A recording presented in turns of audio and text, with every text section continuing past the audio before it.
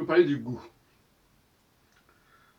Pour moi, le goût est un sens masculin.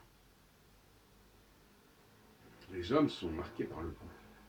Les femmes seraient plutôt marquées par l'odorat. C'est pas du tout la même chose. L'odorat, d'ailleurs l'odorat c'est le parfum par exemple. L'odorat,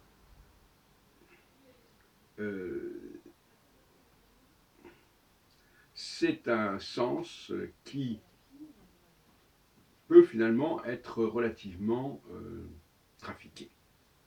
Ou du moins dont les stimuli peuvent être trafiqués. Je viens de citer le parfum. Dans le domaine alimentaire notamment, ce qui est important, c'est le goût. Parce que le goût nous parle réellement de la matière qui est concernée. Si un produit est avarié, le goût nous en avertit. Et d'autre part, parmi les produits avariés, il y a les rapports sexuels. Quelqu'un qui est avarié, si on peut dire, n'aura pas un bon goût.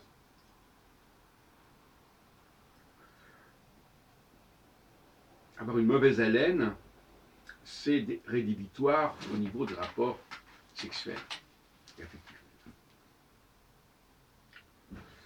Bien des hommes ont renoncé à une relation avec une femme à cause du goût qu'elles n'avaient pas, du mauvais goût qu'elles avaient. Et ça concerne aussi bien le baiser buccal que le baiser, on pourrait dire, vaginal.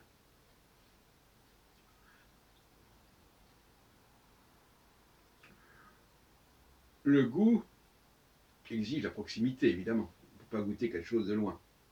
L'odorat est davantage, est plus lointain.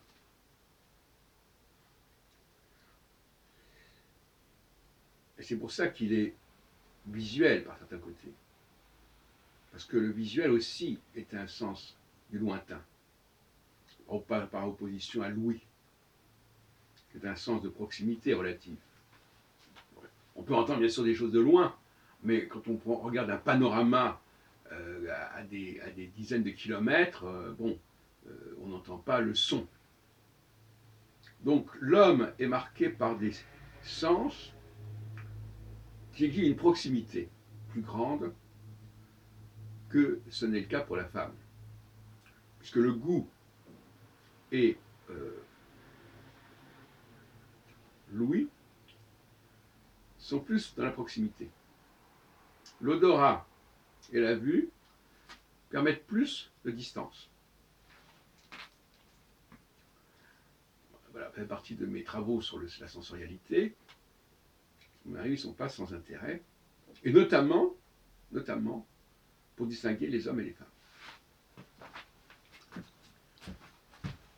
Ce qui est un enjeu majeur du XXIe siècle.